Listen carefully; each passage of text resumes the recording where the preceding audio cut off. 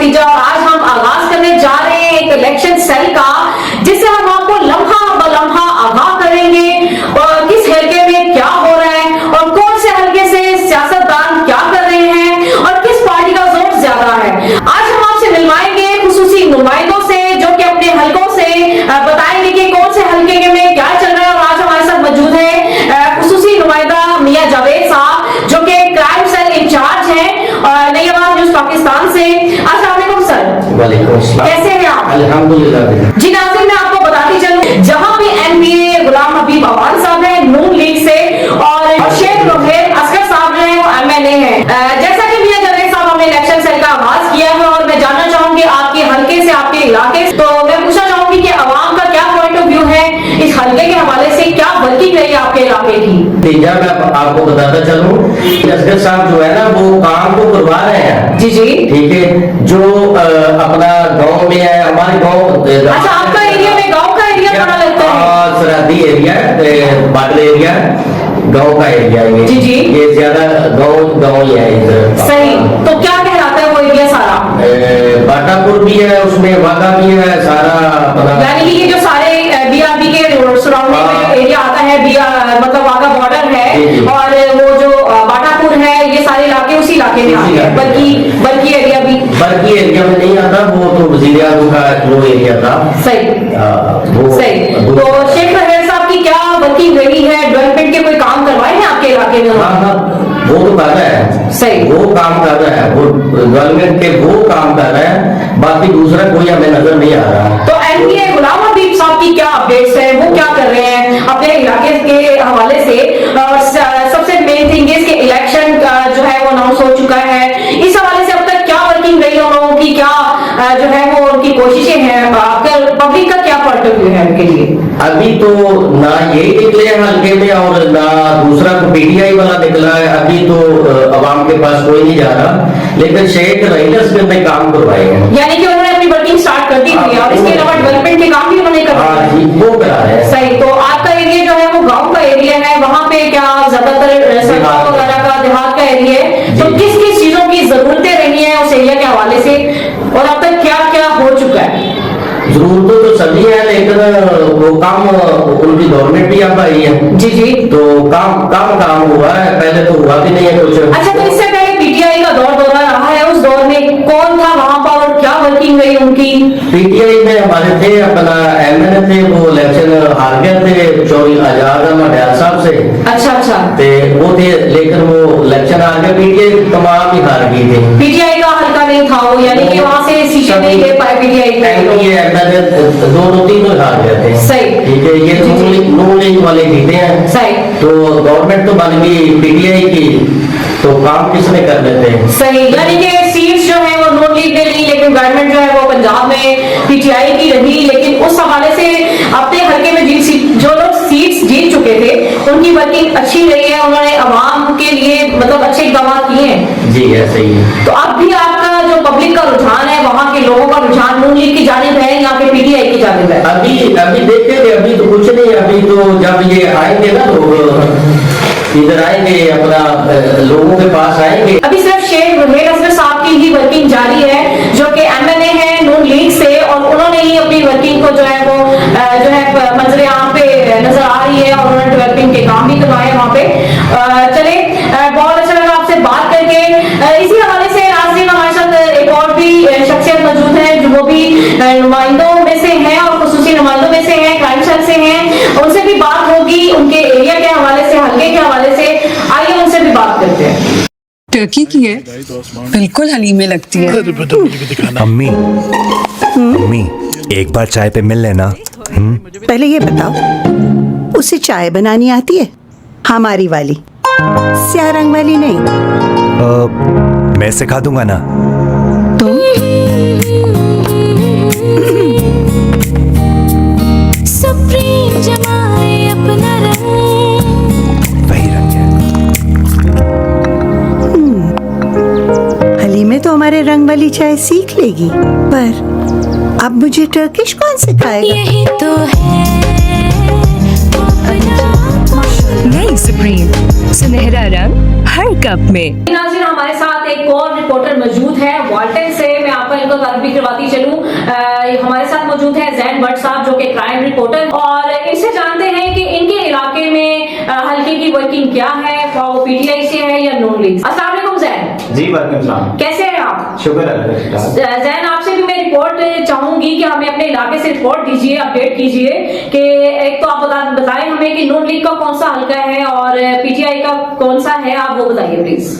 जी, नूली का जो warden road का इलाका है N131 और कैंडिडेट हमारे नूली के जो है इशारत सोहल साहब हैं। अच्छा, इशारत सोहल साहब हैं जी सही। और पीटीए के जो है वो शाहिद इकबाल साहब हैं। शाहिद इकबाल साहब हैं सही। आपका है NA131 और पीपी 162। अच्छा, आपके इलाके में कैसी वर्किंग जा रही है दोनों पार्टियों की? किस पार्टी का जोर ज्यादा है, वो पीटीआई का है या कि नून लीग का? और अब तक कैंपेन का आगाज किया है इन लोगों ने, क्या वर्किंग जारी है? और सबसे मेन थिंग इज कि डेवलपमेंट के हवाले से कौन सी पार्टी सेरे फेरिस्त नजर आ रही है? जी, नूली की जो वर्किंग थी वो पहले बहुत जोर शोर से थी, अब उनकी जो रुझान है वो बिल्कुल खत्म हो चुका है। नून लीग का? जी, नून लीग का। और पीटीए का जो है वो जोर शोर है, वो आवाम का रुझान पीटीए की जानिब बढ़ रहा है। तो आपके इलाके में आवाम जो है वो ज्यादातर पीटीआई को फॉलो कर रही है? जी, पीटीआई को फॉलो कर रही है। सही। तो पीटीआई के जो वहां से एमपी एमएनए कौन से हैं आपके इलाके से?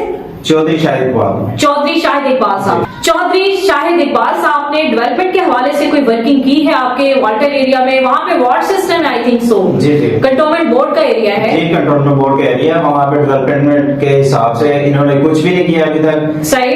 ये -0 है। जैसा कि अभी गाजी रोड की सड़क को देखा जाए तो गाजी रोड की जो सड़क है तकरीबन पिछले 4 माह से इन्होंने खराब की हुई है चौधरी शाहिद इकबाल साहब ने। अच्छा। उसको अभी तक तमीर नहीं किया जा रहा। अच्छा, यानी कि वो तोड़फोड़ वैसे जो अभी जेरे तामीर थी वो रोड पूरी, और टूटी फूटी सी रोड थी। मैंने भी गालिबन कुछ रोज पहले वहां पे सफर किया था, तो मतलब वहां पे मैं भी यही सोच रही थी कि इस हल्के में क्या वर्किंग नहीं हो रही है, जिस तरह से स्टॉप हुआ है पिछले 4 माह से। आपका भी कहना है कि वहां पे वर्किंग नहीं हो रही डेवलपमेंट के हवाले से।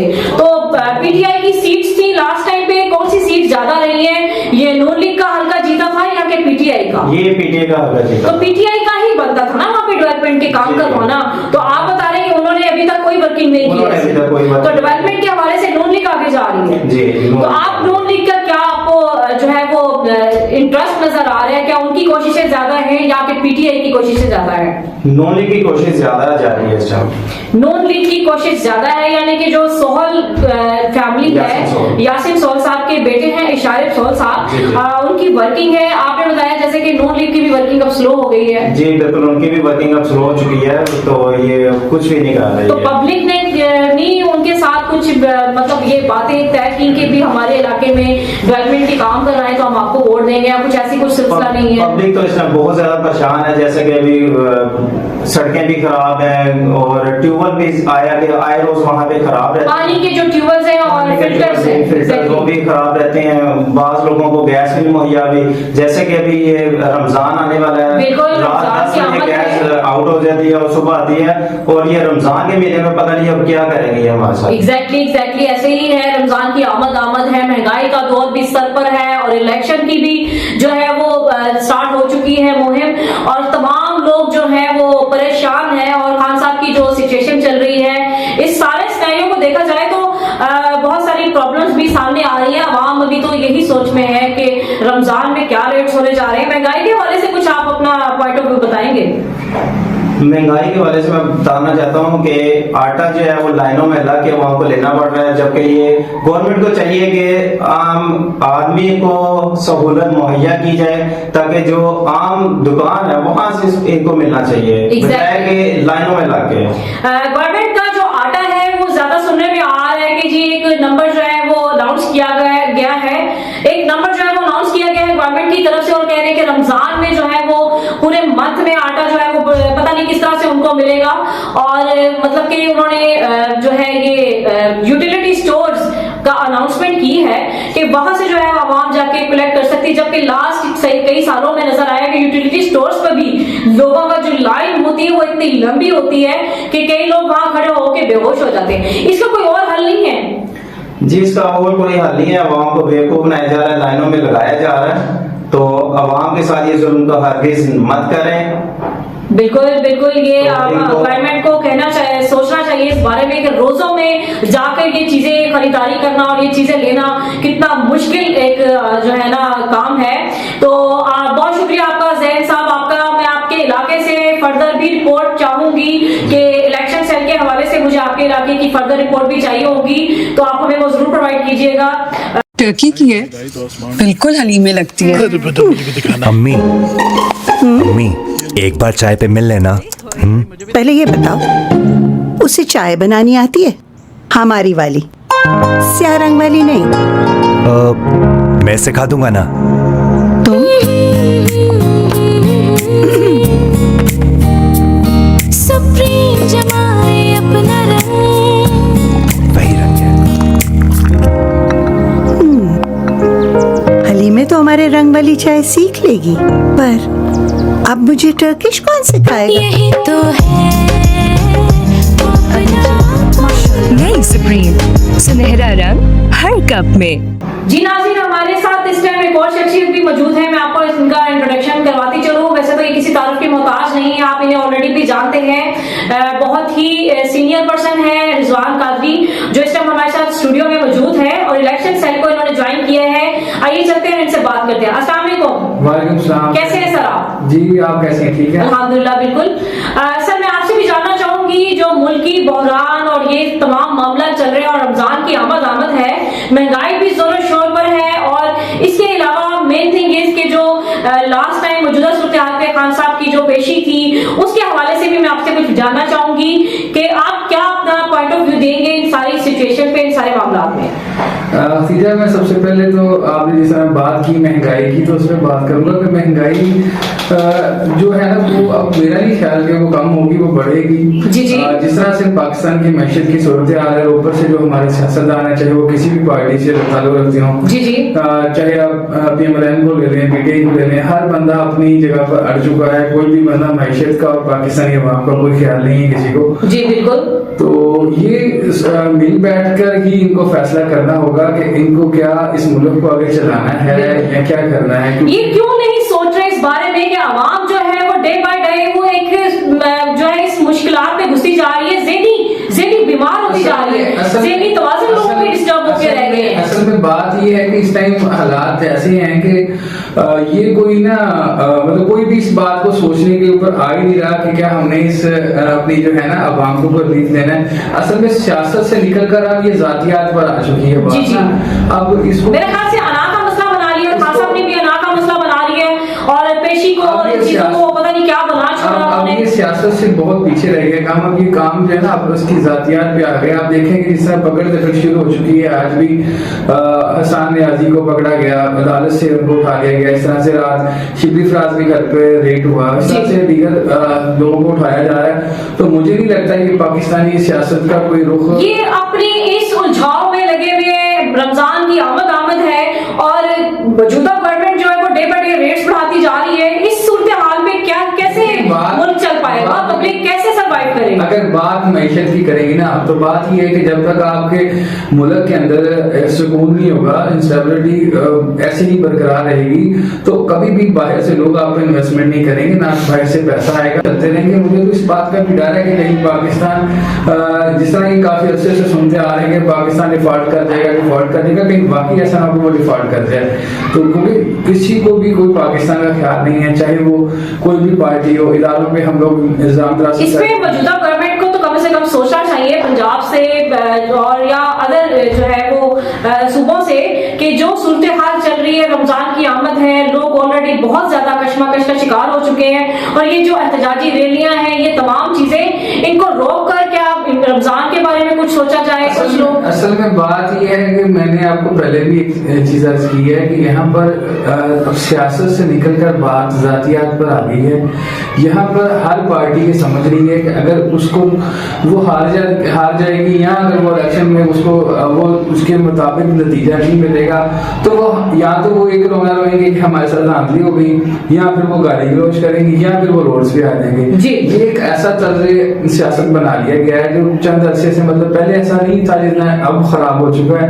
तो इसको जब तक अच्छा, खान साहब की पेशी के हवाले से क्या कहना चाहेंगे कि उनकी तारीख थी 18 और ऑलरेडी वो 10 जमानतें करा के यहाँ से गए थे कि हमारी अदलिया अब अपने रूल एंड रेगुलेशन चेंज नहीं करती जा रही। क्या जो गुजरी भी जो है हुकूमतें रही है, या वो नून लीग से थे या पीपल्स पार्टी के लोग थे, क्या उनके लिए ये रूल लागू नहीं हुआ था कि ऑलरेडी वो जेब में जमानत डाल के यहाँ से गए हैं इस्लामाबाद 18 तारीख को पेशी को, इसके अलावा वहां पे उनको मतलब उन्होंने वो प्रॉपरली उस चीज को भी जो है ना वो फॉलो अप नहीं किया, अपनी सेफ्टी यहाँ से करके गए कि यही रूल और रेगुलेशन जो बाकी जो पार्टियां गुजरी हैं उनके साथ भी हालात हाजरा गुजरे हैं और जेलें भी काटी हैं। तो क्या आपको नहीं लगता ये चीज सही हुई या गलत? फिर मरियम का कहना तो वो ठीक था ना कि नवाज शरीफ के साथ के लिए जो थे रूल एंड रेगुलेशन और अदलिया भी वो कुछ और थी। क्या कहना है आपका इस बारे में? जी, आपकी बात ठीक है। आप देखें कि ये एक तमाशा बनाया गया पाकिस्तानी सियासत में। हर चीज, आप किसी भी चीज को देखें ना, जिस तरह आप वहां पर गए हैं, पूरे लाहौर लश्कर के साथ गए हैं, वहां पर बाकायदा तौर पे एक हमले की सूरत इख्तियार कर गए, और आप पहली दफा सुना होगा कि जजेस ने इनकी पेशी के लिए अपना हाथा भी चेंज किया, उन्होंने अपनी अदालत छोड़ के दूसरी की अदालत और एक मिसाल, इसकी मिसाल कहीं नहीं मिलती कि एक बंदा अदालत पहुंचकर गेट पर खड़ा रहे और उसकी हाजिरी भी गेट के बाहर ही हो जाए, और फिर कई घंटे तक वो जो हाजिरी वाली शीट थी वही गुम हो गई। तो ये सारा जो चीजें मजाक हैं, और जिस तरह से अदलिया का या इदारों का मजाक उड़ाया जा रहा है, हमारे चंद एक इदारे थे जिनके ऊपर लोगों को एतमाद था, जिससे अदलिया का या इदारों का मजाक उड़ाया जा रहा है, हमारे चंद एक इदारे थे जिनके ऊपर लोगों को एतमाद था, जिनके बेसिक पर हमारा मुल्क खड़ा है। तो आज अगर उन इदारों को हम मजाक बना देंगे तो मेरा नहीं ख्याल ये मुल्क ज्यादा देर चल सकेगा। हमें इस मुल्क के लिए अगर सोचना है तो हमें इस मुल्क के इदारों को बचाना होगा। चंद एक इदारे बचेंगे, जैसे आपकी स्टैब्लिशमेंट है और देखा जाए तो अदलिया थी, तो हमने इन दोनों इदारों को मजाक बनाना शुरू कर दिया। खान साहब का खास तौर पर तर्ज हुकूमत यही रहा कि जब तक कोई इदारा उनको फेवर देता है तो वो उसकी तारीफ करते हैं, जैसे ही उनके खिलाफ थोड़ा सा फैसला आएगा तो अदलिया को गालियां देंगे, अगर थोड़ा सा और सख्ती होगी तो वो जी बिल्कुल वो एस्टैब्लिशमेंट के पीछे पड़ जाएंगे। बात आपकी बिल्कुल ठीक है। खान साहब, तमाम लोगों के लिए एक जैसे ही रूल रहने दें, मेहरबानियां आपकी, और इसमें तो होगी फिर से बात, और जो है मौजूदा गवर्नमेंट उनसे भी अपील करती हूँ मैं कि प्लीज अवाम का कुछ ख्याल कीजिए। रमजान की आमद है और रेट्स और ये तमाम चीजें, सब्जियों के फलों के रेट्स अब लो नहीं होंगे, अब पीक पे जाएंगे। तो प्लीज इस चीज का लाजमी ख्याल करें कि गरीब आवाम तो पहले ही मर चुकी है, उससे और मरने ना दें। प्लीज आपसे ये रिक्वेस्ट है हम तमाम लोगों की जो कि पाकिस्तानी है, इस मुल्क का हिस्सा है और सफेद पोश लोग हैं जो कि नहीं अपनी चीजों को बयान कर सकते, उनका ख्याल कीजिए। इलेक्शन सेल की कंपेन इसी तरह ही हम जारी रखेंगे और आपको मिलवाएंगे नए लोगों से और नए सियासतदानों से, और इंशाल्लाह ताला आप भी हमारे इस प्रोग्राम का हिस्सा बने।